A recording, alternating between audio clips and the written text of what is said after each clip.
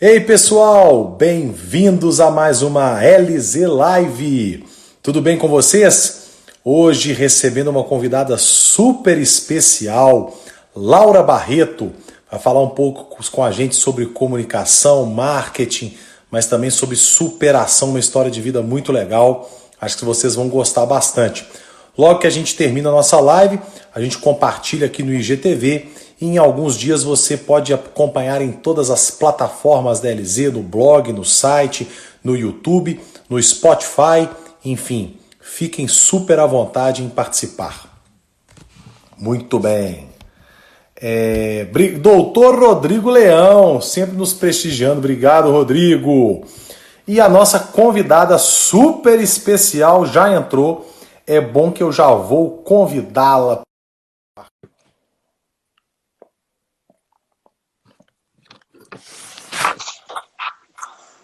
Ei, Laura, bem-vinda. Olá, tudo bem? Boa noite, está me ouvindo bem? Estou te ouvindo super bem. Você também está me ouvindo bem? Tá ótimo. Ah, que bom. Obrigado por ter aceitado o convite, obrigado mesmo. Uma honra.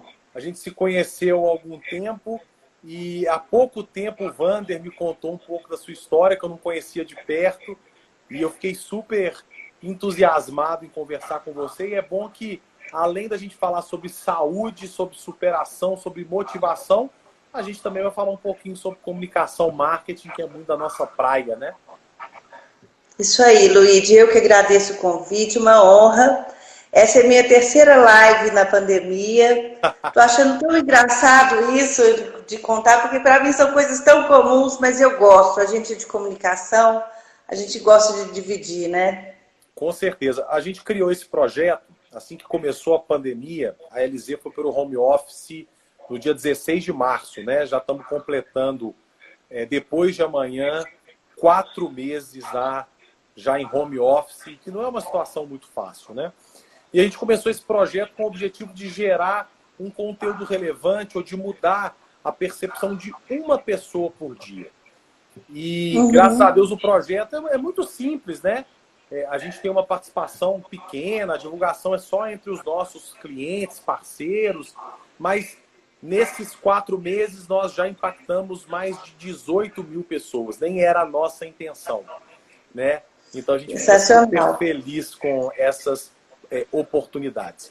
Mas eu queria assim, né, para quem não te conhece, queria que você começasse do começo, né? Quem é Laura Barreto? Hoje você é a nossa protagonista aqui, né? A gente vai falar pouquíssimo da LZ, vamos falar muito da Laura. O objetivo é te conhecer um pouco mais, ter um pouco sua visão de mundo e como que as coisas que você passou na sua vida te fazem, inclusive, para enfrentar uma pandemia com um pouco mais de leveza, com uma visão mais positiva, mais otimista.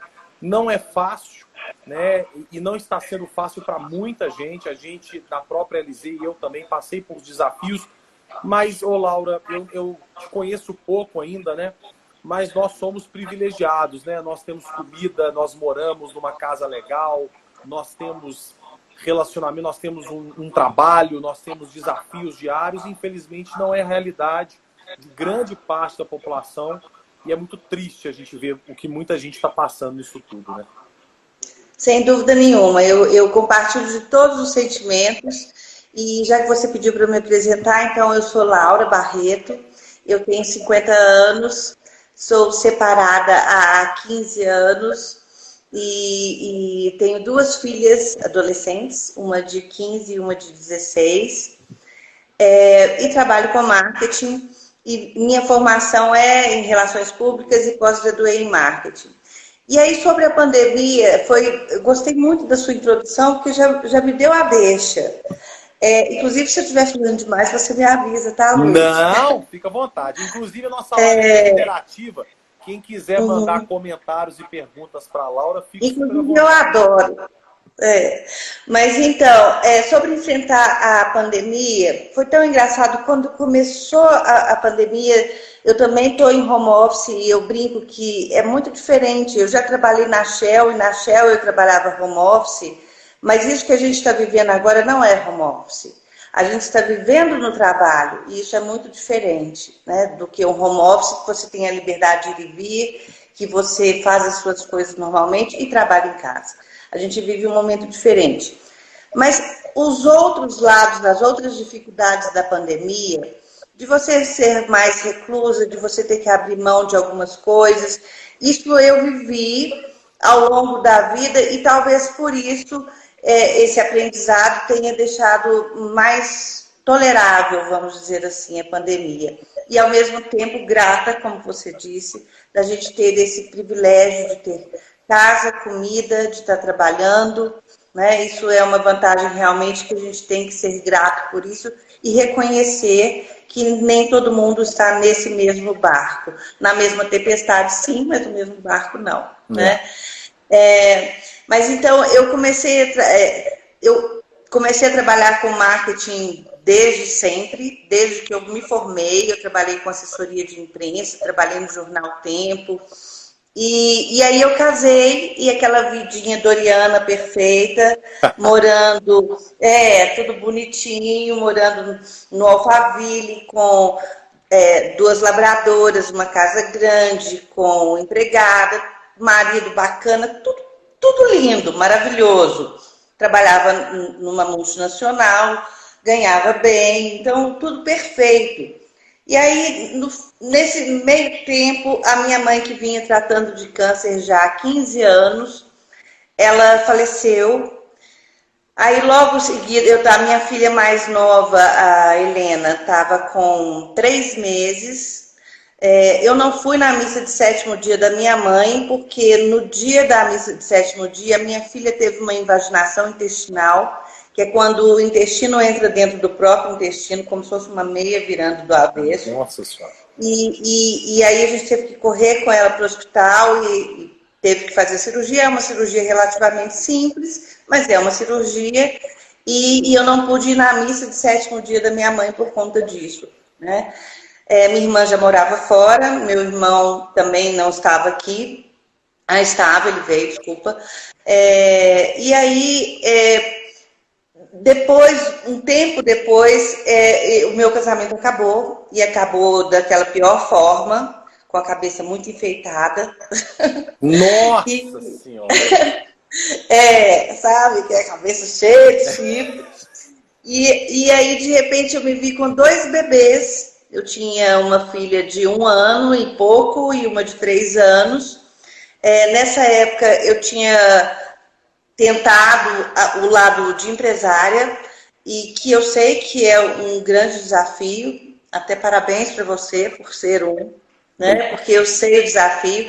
Eu tive um dealer da Claro, era sócia, um amigo de um dealer da Claro. A gente fazia vendas de planos corporativos, nós chegamos a ter 30 funcionários, quase 40 funcionários. E nessa época a gente fechou a empresa. Então, de repente, eu me vi separada, chifrada, com 2 bebês e empresa fechada e fora do mercado de trabalho. Então, aí já foi o primeiro desafio, né? Porque eu já tive que começar a fazer um recomeço daí e de tudo da vida. Né? O que você falou pouco, né, Laura? A sociedade nos pressiona a vida doriana, né? Principalmente a sua geração, a minha também. A minha geração ainda é uma geração que ainda tem essa pressão de ter a casa, de ter o carro, de ter a posse. Algo que os meus filhos e as suas filhas provavelmente já estão com uma visão um pouco diferente, né? De ter a experiência e não de ter a posse. E aí quando você tem, entre aspas, o fracasso, ou seja, quando você perde aquela estrutura que a sociedade te impõe como estrutura correta familiar, como emprego dos sonhos, como a casa dos sonhos, é muito difícil psicologicamente a pessoa dar conta, né? Muito. Nesse primeiro tombo, eu dei conta. Quer dizer, eu fiquei um pouco pirada, mas é normal, né? Se não ficasse, que seria estranho, né? Mas eu consegui. Primeiro, eu fui trabalhar numa garagem de ônibus lá em Contagem, ganhando uma mixaria, mas para até eu conseguir me recolocar. Inclusive, eu me lembro disso como se fosse assim, hoje, eu lá sentada comendo uma marmita na garagem mesmo de ônibus e falando assim, eu ainda vou voltar a usar um salto alto, colocar um tailleur e vou voltar para o mercado de trabalho. E aí eu voltei para uma empresa na área de tecnologia, que eu fiquei lá um tempo até eu ser convidada para ir para outra, então eu já estava subindo os degraus, né? E aí fiquei lá bastante tempo, consegui reerguer, consegui um apartamento para eu morar com as minhas filhas, que era do pai delas, mas assim, a gente pelo menos estava morando bem, eu e as meninas. E aí veio mais uma reviravolta da vida, que eu fui trabalhar numa grande multinacional, todo mundo conhece. E eu estava trabalhando lá e comecei a correr. E empolguei com a corrida, me apaixonei pela corrida. E já mais velha, eu comecei a correr com 44 anos, tem 6 anos que eu corro. E aí comecei a correr, e aí eu falei, eu vou fazer disso um projeto para que outros colaboradores e outras pessoas percebam que se elas quiserem fazer uma coisa que teoricamente é impossível, né? Uma senhora vai correr, elas dão conta. E aí eu escrevi o projeto, apresentei para a diretoria, falando, olha, eu vou correr minha primeira maratona na vida, nunca corri, e eu quero que vocês depositem R$1 para cada pessoa que eu chegar na frente dessa primeira maratona. Eram 30 mil participantes, pelo tempo que eu pretendia fazer, eu chegaria na metade, então eu chegaria na frente de 15 mil, eu arrecadaria R$15 mil para uma instituição. Procurei o Instituto Mário Pena, né, que faz tratamento oncológico, porque aí eu tinha um link com a minha mãe, né, que eu vivi isso com ela, sabia das dificuldades que é um paciente oncológico. Eu procurei e perguntei se o Instituto Mário Pena aceitaria essa doação. Eles não só aceitaram, como eles colocaram a força da comunicação deles, e aí ia para a comunicação de novo, né, assessoria de imprensa e a comunicação, para falar do meu projeto. E aí, de repente, eu tinha uma legião de pessoas, que nessa época eu tinha um blog. E eu escrevia nesse blog todos os dias. Não passava um dia, pelo menos um texto, um parágrafo eu postava. E eu usei o blog também para contar sobre esse projeto. E aí, de repente, eu tinha uma legião mesmo, me seguindo e torcendo por mim. E aí, quando faltava um mês para a prova, já tinha saído no jornal, já tinha dado entrevista. E você treinando, né? Treinando muito, muito. Alimentação, cortei cerveja, cortei Coca-Cola. Falei, virei atleta, incorporei. E aí, quando faltava um mês, eu comecei a sentir muita dor na coxa esquerda. Fiz 10 sessões de fisioterapia, não melhorou. E aí que o fisioterapeuta falou, Laura, isso não está parecendo parte mole, faz uma ressonância. Aí eu fui fazer a ressonância. Durante a ressonância foi muito engraçado, porque a médica me reconheceu, porque ela estava sabendo da história, ela saiu lá de dentro, falou, você é a Laura. Tá, olha, não tem notícias boas, procura o seu médico, mas eu acho que você não vai conseguir correr. Aí eu fui para o médico falou, Laura, você está com uma periostite, que é uma inflamação que envolve a membrana do osso, e no meu caso era no fêmur, e falou, dói muito, e isso precede uma fratura, que a gente conhece no meio da corrida como fratura por estresse, que é muito comum em atleta. Muitos têm na tíbia, é muito comum, né? E aí eu falei, não, o senhor não está entendendo, eu vou correr. Ele falou, Laura, você não vai dar conta. Eu falei, eu vou correr de qualquer maneira. E aí eu peguei minhas 2 filhas, coloquei debaixo do braço, fui lá para a Holanda, correr a maratona de Roterdã, onde a minha irmã morava, e fui para a largada morrendo de dor. Eu tentei dar uma corridinha, um trote de 100 metros, eu não estava dando conta, mas eu falei, eu vou fazer os 42 quilômetros. E aí eu corri esses 42, eu queria ter terminado em 4 horas, eu terminei em 4 horas e 50, quase 1 hora a mais. Eu queria ter chegado na frente de 15 mil pessoas, eu cheguei na frente de 2 mil pessoas, um pouco menos do que isso.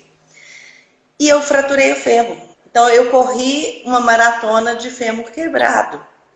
Eu chorei do começo ao fim da prova, mas eu consegui terminar.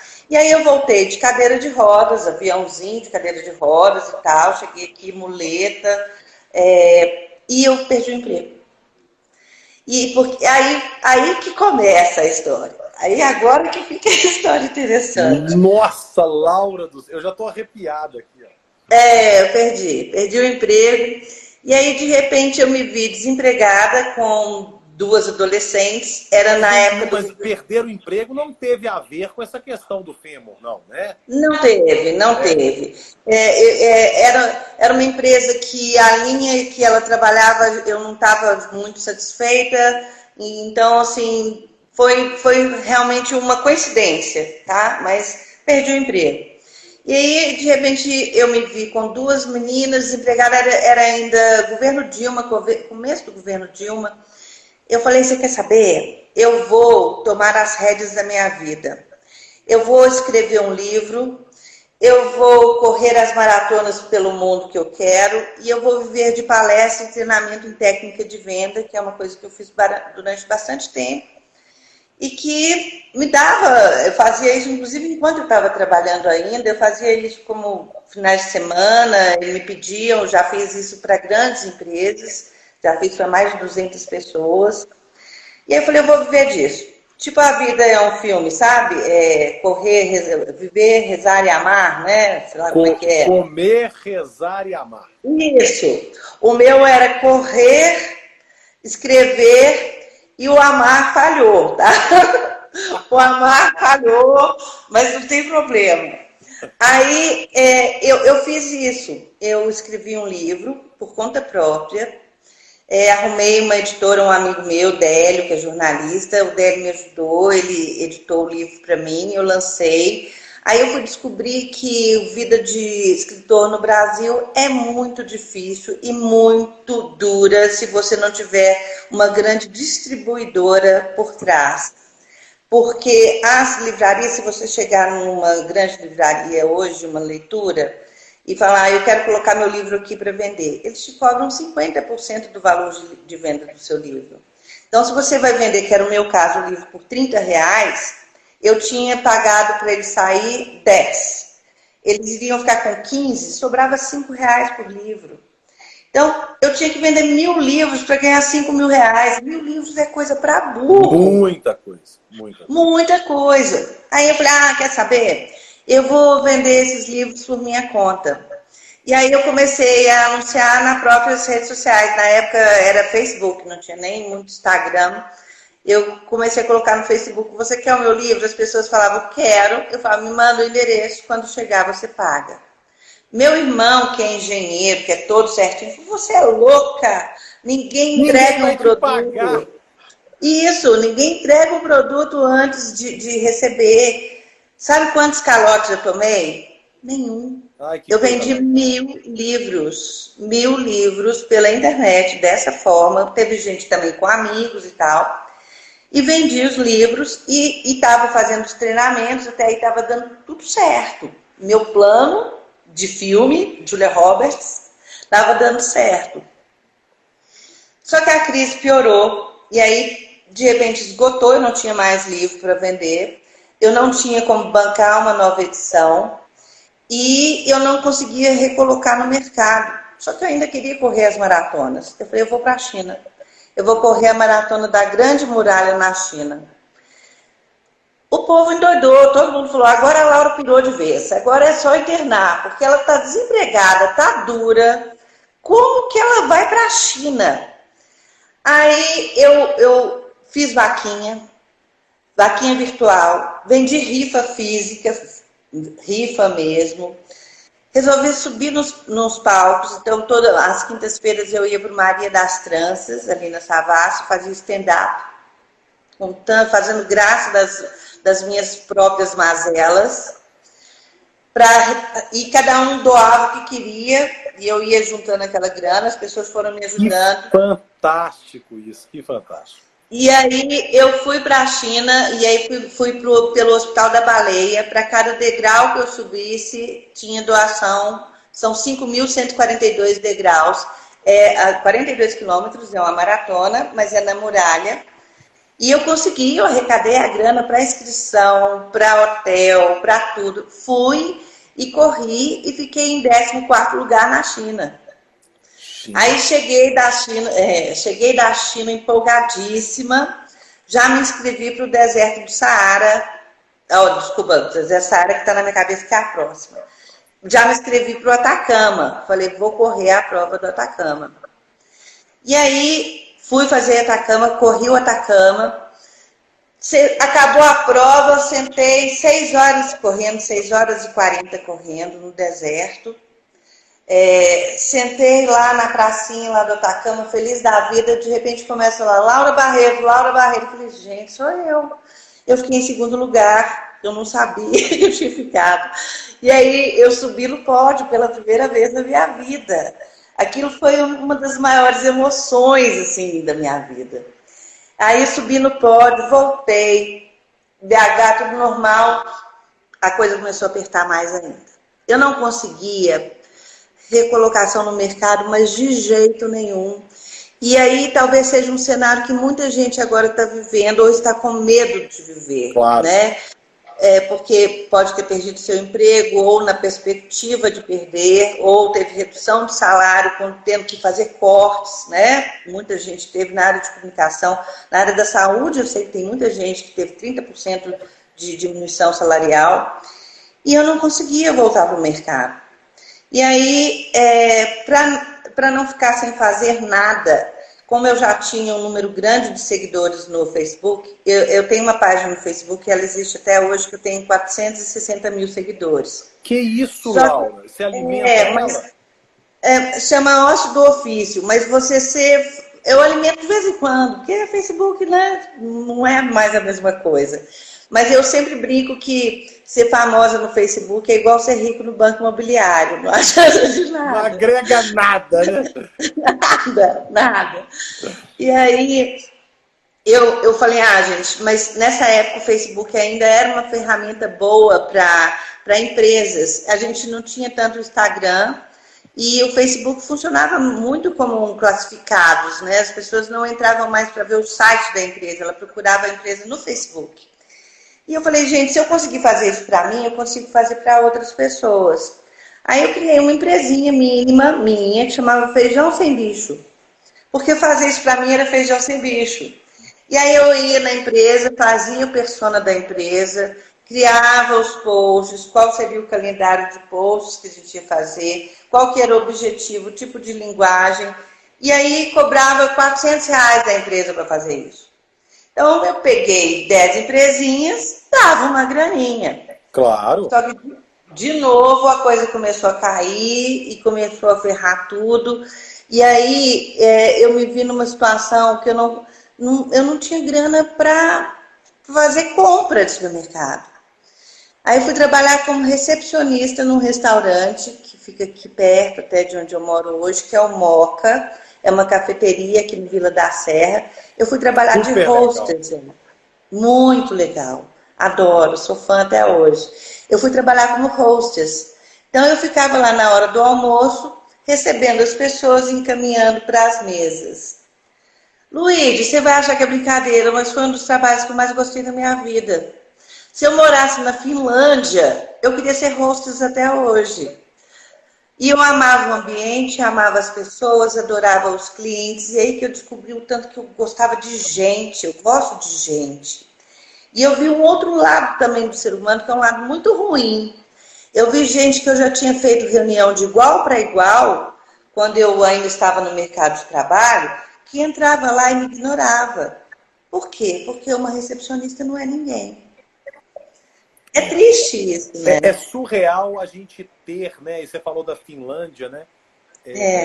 Por que uma hostess é mais ou menos importante do que um comunicador, ou do que um gerente comercial, ou do que um banqueiro, ou né? Mas a nossa sociedade ainda tem lá o advogado, engenheiro, médico, né? Que tem um suprassumo profissional, que é uma coisa que eu acho que é tão brega, sabe? Mas eu acho que vamos torcer para que essa mudança toda faça a gente perceber até isso, né? Eu acho que esse momento que a gente está vivendo talvez jogue a luz, traga luz a essa questão também, que todas as profissões são importantes, todas. Agora, então, eu sei que tem muita gente sentindo falta. Da escola, então, né? As mães estão vendo, valorizando muito mais uma escola e um professor, Laura, que estão vendo a dificuldade. A gente tem vários profissionais invisíveis na cidade, né? Invisíveis. Os catadores de material reciclável, os lixeiros, os policiais, os entregadores, os motoboys, e agora os motoboys estão valendo ouro. Se você não te entrega comida, você não come, dependendo, né? Do dia, da situação e por aí vai. Uhum. Mas aí a situação ficou tão brava, Luiz, que eu cheguei num dia que eu fiquei sem luz. E eu com duas meninas novas em casa. Assim, cortaram minha luz 2 vezes. Eu fiquei dependendo de amigas para me darem cesta básica. Então pensa, né? De quem saiu lá atrás, que eu contei, para quem está chegando agora, né? Lá atrás, aquela vida doriana, de uma casa de 5 quartos, 3 suítes, de um emprego numa multinacional. De repente eu estava sem grana para pagar a conta de luz, sem comida na geladeira, sem perspectiva de melhora, ganhando o salário de hostess, que era o que eu tinha, mas que não dava. E aí, eu virei para o pai das minhas filhas na época e falei, olha, as meninas vão ter que morar com você. E aí, de todo o desapego da minha vida, que eu passei por muitos, eu vou te falar que esse, eu fico até emocionada. Que isso? Ele foi duro, porque ele falou, tá, mas elas já tinham 13 e 14 anos e moravam comigo desde bebês, né? E aí ele falou, tudo bem, elas podem vir comigo, mas eu preciso do apartamento. Porque o apartamento que eu morava era dele e usufruto meu. Eu falei, ok, eu entrego o apartamento, tá certo, não tem problema, era dele o apartamento. E eu não tinha para onde ir. A minha mãe já morreu, minha irmã mora fora, meu irmão também mora fora. Eu não tinha para onde ir. E aí eu olhei um barraco mesmo, no bairro Betânia, nos fundos da casa do pai da moça que fazia minha depilação, que era R$500 por mês o aluguel, que era o que eu dava conta de pagar.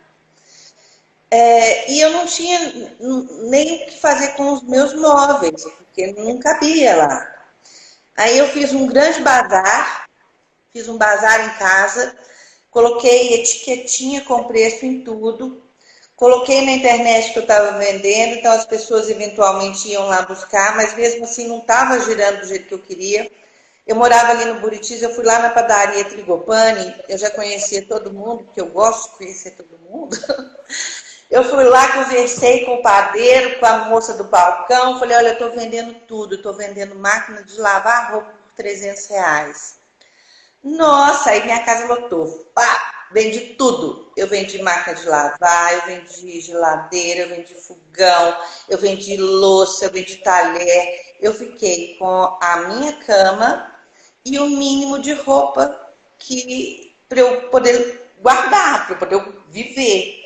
E vendi o resto todo, tudo. Abri mão de absolutamente tudo. E aí, quando eu estava indo para esse barraco, uma amiga minha que mora aqui no Belvedere falou, não, você não vai para o barraco. Aqui na minha casa tem um quarto e ela me acolheu. E eu fiquei morando lá e durante esse tempo que eu estava morando lá, eu estava fazendo o processo de seleção para uma grande empresa na área de saúde. E competindo com meninas, que é outra coisa que é dura da nossa realidade. Porque quando a pessoa lê um currículo, ela vê lá 49 anos, eu estou concorrendo com uma de 26 anos. E a imagem que as pessoas têm na cabeça é 50 anos separada, não vai dar conta. Só que essa velhinha aqui já correu uma maratona de fêmur fraturado. E o que eu resolvi? Eu fui para essa entrevista de trabalho carregando uma lembrança que eu aprendi com a minha mãe. Minha mãe era psicóloga, antropóloga, socióloga e pedagoga. Minha mãe tinha 4 cursos superiores. Ela me ensinou uma coisa quando eu ainda era nova. Eu falei, mãe, o que eu tenho que falar na entrevista de trabalho? Me ensina o que eu tenho que falar. Ela falou, seja você mesma. E essa verdade eu carrego ela e vou carregar até o resto dos meus dias. Que eu não minto. E eu falo que nem é porque eu sou boa, não. É porque eu não tenho memória para sustentar. Mentira mesmo. E além de não ter memória para sustentar, porque é muito mais fácil quando você é de verdade. Então, isso tudo que eu estou te contando aqui, eu contei nas minhas entrevistas de trabalho, todas. E eu passei, foram várias, foi de maio até agosto. No dia da minha última entrevista, parece até coisa... Parece não, eu tenho certeza que é coisa divina. A minha filha me ligou e falou, mamãe, eu não quero morar com meu pai mais, eu quero morar com você. E ela tinha tido um desentendimento com o pai, eu falei, não, eu vou te buscar. E aí eu fui buscá-la. E aí a pessoa que estava me acolhendo virou e falou, Laura, você ficar aqui tudo bem, mas você e sua filha não dá. O que eu entendo também, ela tinha filhos adolescentes, só que eu muito intempestiva, em vez de eu segurar a onda e falar, ok, fiquei brava com aquilo. E peguei as minhas malinhas, peguei a mala da minha filha e falei, vamos embora. Não tinha para onde ir, não tinha cartão de crédito, não tinha nada. Eu liguei para a minha amiga dona do Moca, ela falou, não, eu te empresto meu cartão de crédito, você pega um Airbnb.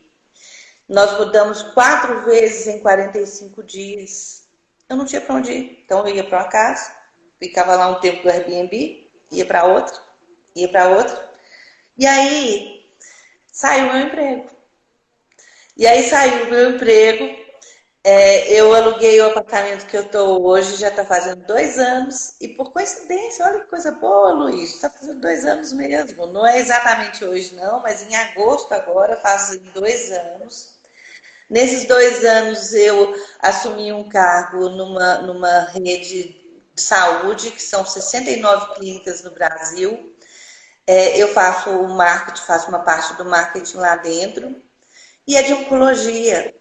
Então hoje eu trabalho... Isso é muito doido, né? Isso quando você pensa no ciclo todo é muito doido. Volta. Então hoje eu entendo que tudo que eu passei, esses perrengues todos, eu tenho certeza que foi para me preparar para eu estar onde eu estou hoje. Porque a gente lidar com pessoas que estão enfrentando uma doença muito grave e lutando pela vida... A gente se vê muito pequeno perto disso e você tem que ser muito forte também para ajudar essas pessoas. Todas as pessoas que eu conheci nesses 2 anos, elas são gigantes. Isso que eu estou te contando aqui agora vira fichinha. Eu conheci pacientes, conheci médicos, conheci pessoas, desde a moça que trabalha na Copa até... O porteiro, o seu Elias, que recebe as pessoas falando, como você está se sentindo hoje, sabe? Gente. E aí eu descobri o meu propósito de vida. Eu falo que estou trabalhando igual uma louca. Eu imagino que quem está em home office como eu, e que trabalha na área digital como eu, todo mundo está trabalhando muito. Mas eu nunca estive tão feliz na minha vida, porque... Eu sei o meu propósito. Se eu aqui hoje falando, estou vendo ali 22 pessoas, se qualquer uma dessas que está me ouvindo conseguir perceber que a gente tem que trabalhar com aquilo que a gente ama e que a gente tem que fazer o que gosta, por mais que tenha dificuldade, que a gente tem que correr atrás disso e que as coisas, elas vêm e vão. Eu fiquei sem casa, eu fiquei sem comida, eu fiquei sem luz e não é força de expressão. Eu fiquei mesmo. E eu fui reconquistando, e hoje, por isso que a gente falou lá no começo da pandemia, hoje quando eu vejo as pessoas com medo de ter que perder as coisas, de ter que baixar o padrão de vida, de ter que ficar mais dentro de casa, eu tomava Itaipava latão no dia de glória, e rindo até aqui. Agora eu vou até humilhar, agora eu estou tomando um vinho. Muito bem, muito bem. Então, assim... A gente tem que acreditar, sabe? Vai passar. essa vinda que a gente veio para o cantinho do pensamento, eu acho que foi muito bem-vinda para todo mundo. Né? Tá doído, sim. Eu já quase surtei umas 4 vezes. Né? Mas a gente tem que acreditar que vai passar e que quem conseguir manter a tranquilidade e ver que o desapego não é tão ruim, que ele é bom. Ele é bom a gente começar a valorizar a sua casa, a sua companhia, as pessoas que você gosta. Isso vai trazer coisa boa pra gente. Eu sou uma otimista por natureza e por insistência. Ninguém tira o meu otimismo, nem vai tirar nunca. Nunca, nunca. Muito bem. Acho que deu para contar um pouquinho, né? Não, você está falando, tá delicioso o papo. Só tem 35 minutos, nós temos muito tempo ainda para conversar. Fique tranquila. O astronauta está aqui, ó. Laura, um exemplo de superação. Arthur, sua história é inspiradora. Um prazer enorme de conhecer, Laura. Vera De Simone está aqui. Claudinha Cal, Laura, você é sensacional. Estou perguntando quando que você conseguiu para o Mário Pena com a corrida. Então, esse caso é ótimo, porque eu arrecadei só 1.500, porque eu cheguei na frente só de 1.500. Aí um empresário viu, porque saiu a notícia que eu tinha fraturado o fêmur durante a prova, e ele doou a diferença para o Mário Pena. Então, eu arrecadei os 15 mil para o Mário Pena. Eles receberam... Legal. Né? Pano dos Santos está aqui. Boa noite, Laura, tudo de bom? Obrigado, pessoal. Boa noite, gente. Obrigada. A Débora, grande Débora Goulart, lá de Brasília, chorando com a sua história, que na verdade é a história de tantas mulheres. Exato. Inclusive, Débora, você tem razão. Eu falo sempre que a única diferença é que eu tenho coragem de contar. Aliás, alguém está falando aí que eu sou bisneta do Abílio Barreto, sou sim. Inclusive, quando eu era criança, eu ia lá no museu e falava, isso aqui é tudo meu, mas não, viu, gente? Só o nome que é do meu bisavô. Ele era historiador e escritor também. Mas, Débora, você tem razão, a minha história é igual ou muito parecida com de um monte de mulheres que tem que se superar, se desdobrar, ser mãe, ser trabalhadora, cuidar da casa, fazer tudo. E a gente que já passou por isso, talvez tenha essa vantagem na pandemia, porque a gente já fomos obrigados a viver isso, né? E a diferença é que eu conto, eu tenho a coragem de contar. E eu adoro, aliás, quando essa pandemia acabar, a primeira coisa que eu vou fazer é tatuar aqui no meu pulso coragem. Você sabe qual que é a etimologia da palavra coragem, Luíde? Não. Coragem é agir com o coração. Sim. Já me contaram, você me contou agora, eu relembrei. Então, eu acho assim, que eu fiz, eu fui agindo por impulso. Claro que eu meti o pé pelas mãos também muitas vezes, tá? Eu fiz muita burrice ao longo desse caminho também. Não estou dizendo que foi tudo mar de flores e que eu sou a santa, não. Fiz muita cagada, desculpa, gente, não falei palavrão. Mas fiz muita burrice. Mas eu fui sempre acreditando. E outra, fé. Eu nunca perdi a minha fé. Eu tive uma depressão horrorosa quando eu tive que vender o carro, quando eu fiquei desempregada, numa dessas situações que estava faltando tudo. Eu estava andando no meio da rua, estava na Amazonas com contorno. De repente eu falei assim, eu não sei onde é que eu estou. E a gente ouve pessoas contando esse tipo de coisa e fala, depressão é coisa de gente fraca, gente sem nada na cabeça, que não trabalha. Não. Eu sempre fui atleta, eu sempre me cuidei, e eu tive uma depressão brava, que se não fosse amigos para me pegar e falar, você vai no médico e me levar no médico, talvez eu não tivesse dado conta. Então, assim, a gente entrevistou aqui uma psiquiatra e ela falando sobre o tripé do ser humano, da saúde mental, da saúde física e dos relacionamentos. Né? Sim. Então que o nosso tripé está mambembe, porque a gente não está conseguindo se relacionar de verdade com as pessoas. E que é muito natural neste período e após esse período, muita gente com questões ligadas à saúde mental, né? Sim. Depressão, relacionamento, transtornos, né? Ô Luiz, você está vendo, eu sou tão otimista, porque até de relacionamento eu vejo essa pandemia como uma forma positiva, porque a gente começa a rever muitas relações. Claro. E a gente começa a perceber que a gente tinha alguma, que está na moda agora o termo, de relações tóxicas. Eu tive muitas na minha vida. Eu tive, não sei se eu posso falar amigas, né? Mas teve gente que passou pela minha vida que falou comigo assim, Laura, você é feia. Eu falei, não, gente, eu posso não ter uma beleza assim, clássica. Ele falou, não, você é feia. Então, existe gente que faz isso. Nossa. E às vezes você convive e não sabe que aquilo não é normal. Inclusive, eu falo que eu até hoje trabalho minha autoestima, porque eu vivi me achando feia durante muitos anos por conta disso.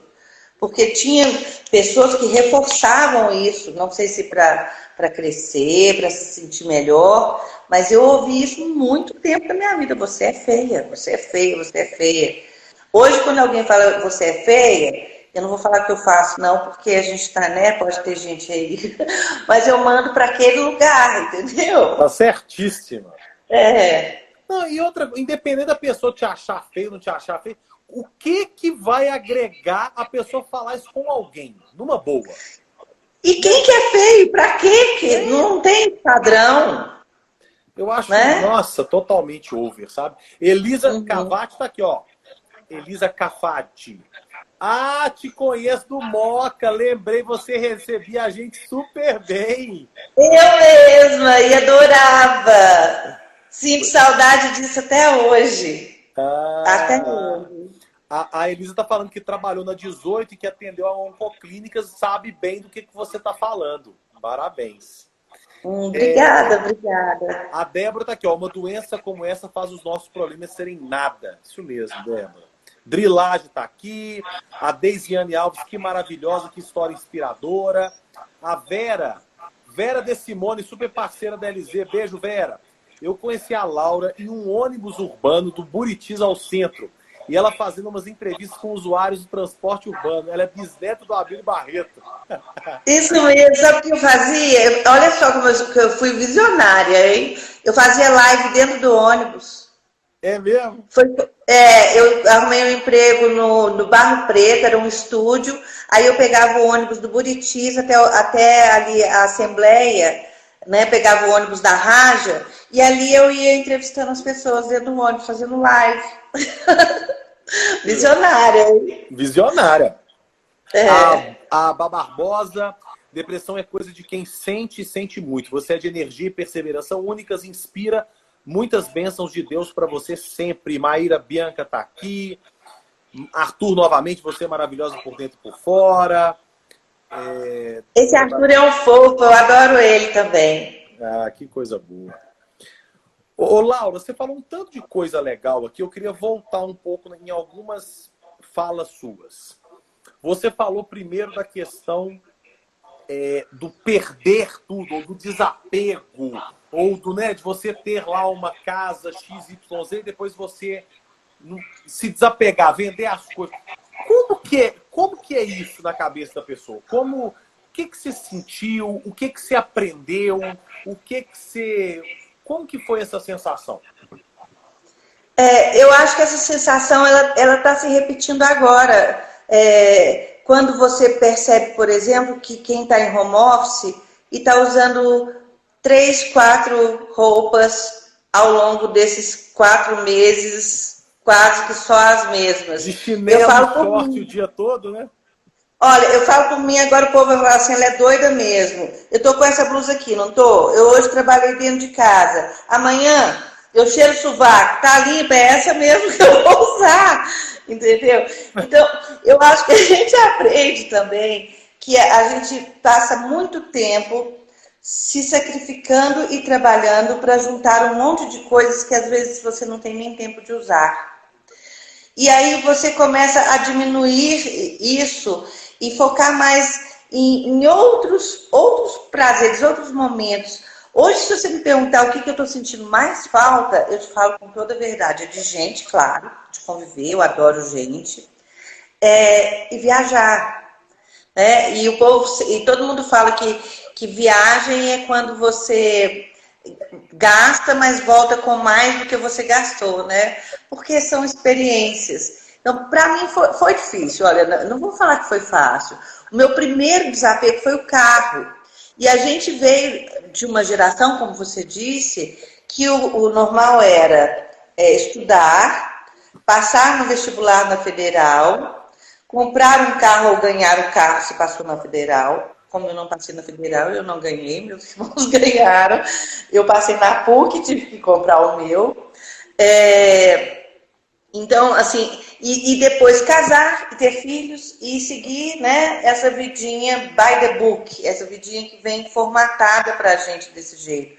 Quando eu tive que desfazer do carro, foi o primeiro momento difícil, porque de repente eu estava acostumada só a andar de carro para cima e para baixo, desde 18 anos de idade, tive que aprender a andar de ônibus de novo, que foi até onde eu conheci a Vera, que falou aí, né? Eu tive que aprender a andar de ônibus de novo. E sabe qual que é o problema de andar de ônibus? Nenhum. Lá fora todo mundo não anda de ônibus. Qual que é o problema de andar de ônibus? Nenhum problema. E aí, hoje, já tem 4 anos que eu vendi meu carro. Eu não comprei outro e nem vou comprar.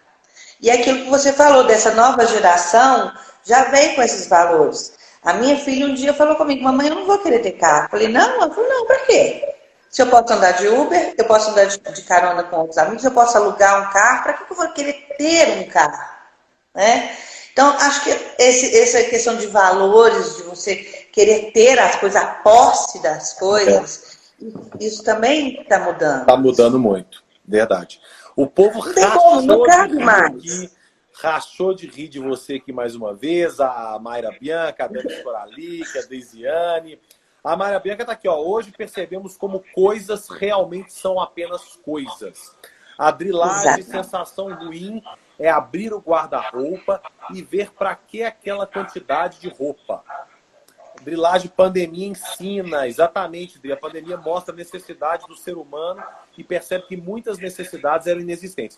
Eu já fiz algumas vezes e sugiro a todos, já contei isso em algumas lives aqui. Você vai no seu guarda-roupa e você separa as roupas que você ama e coloca em cima da cama. Depois você separa as roupas que já estão manchadas, que já estão rasgadas, que já estão antigas, que já não cabem, coloca num saco. Tudo que sobrar no guarda-roupa, você doa também. Você não vai sentir falta de nenhuma roupa, te garanto. Eu tenho certeza que não, de nenhuma. Eu te falo por experiência, eu fiz isso, eu fiquei com pouquíssimas coisas. E aí, agora na pandemia, não contei uma coisa bacana também. Eu fui convidada para conduzir a tocha olímpica. Mentira! Que maravilhoso! Foi uma das poucas coisas que eu não vendi. E olha que eu cheguei a olhar de colocar no Mercado Livre quando eu estava muito apertada. Mas eu falei, não, vou ficar com a tocha olímpica para mim. E essa tem um valor que passou o foguinho olímpico ali, né? Quem andava com a tocha ganhava aquela tocha? Eu fui pela Coca-Cola na época, a Coca-Cola me patrocinava, ela me mandava tudo que estava sendo lançado e eu fui convidada pela Coca-Cola. Então eu não sei se todos ganharam, eu acho que a grande maioria, mas eu ganhei e eu fiquei com a minha. E além de ganhar, além de ganhar a tocha, eu ganhei esse tênis aqui, ó, vou mostrar, hein? Mostra aí. Dá pra ver? Dá. Ele é da Coca-Cola, tá vendo? Esse tênis eu conduzia a tocha olímpica com ele. E eu guardava ele, que eu falava, um dia eu vou montar uma caixinha de vidro e eu vou colocar o tênis com a camisa das Olimpíadas e vou colocar a tocha lá. Aí agora, quando começou a pandemia, sabe o que eu fiz? Falei, vou usar esse tênis. E vou usar ele até acabar. Sabe? E é isso, as coisas são feitas para usar, a gente tem que usar. E aproveitar todos os segundos. Uma das coisas que eu sempre falo que essa pandemia trouxe e que é o que eu aprendi com os pacientes oncológicos, é que quando você se depara com a sua finitude, quando você percebe que você é humano e que sua vida vai acabar, você começa a viver de outra forma e viver melhor. Só que os pacientes oncológicos, eles não necessariamente vão viver mais ou menos do que eu, do que você. Porque nós, desde o momento que a gente nasce, a gente está morrendo. É um tabu. Aqui no Ocidente não se fala de morte, a gente nega a morte. Só que a gente pode morrer daqui a um segundo. Eu posso estar conversando com você aqui, ter um AVC e acabou a Laura. Então, e aí a gente começa a dar valor para essas coisas. Então, mesmo que seja fechado em casa por causa da pandemia, mesmo que seja com distanciamento social, a gente tem que valorizar o que a gente tem e a vida que a gente, essa oportunidade de estar vivo. Porque isso com saúde é fenomenal, é lindo. Com certeza, com certeza. Débora está fazendo uma ótima pergunta aqui. Como suas filhas viveram e vivem todas essas transformações? Então, são adolescentes, né, gente? Então, assim, não foi fácil, mas elas entenderam e eu acho que para elas também, por exemplo, minha filha, uma mora com o pai, a mais velha hoje está morando com o pai e a mais nova mora comigo. Elas já sabem o valor das coisas, então isso eu acho que vai ser muito importante para elas ao longo da vida. E sabem também que a gente passa aperto, mas que o aperto passa, que a gente supera. Então, são grandes aprendizados. Foi difícil, não vou falar que foi fácil, foi difícil para todos nós, tá? Para o pai, para elas, para mim.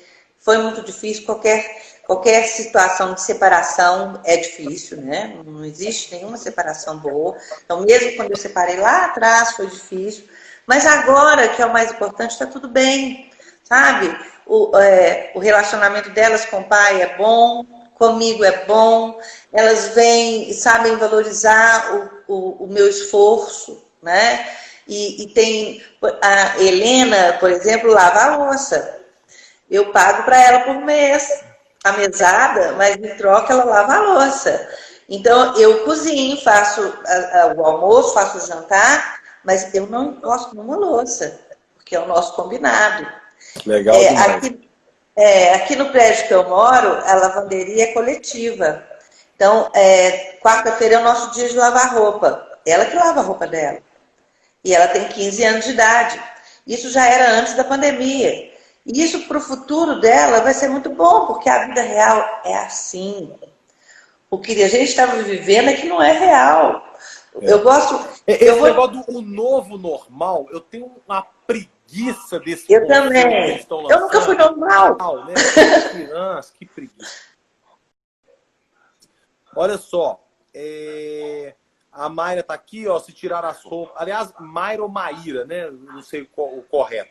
Se tirar as roupas que você não usa há mais de um ano, pode doar que você não usará mais.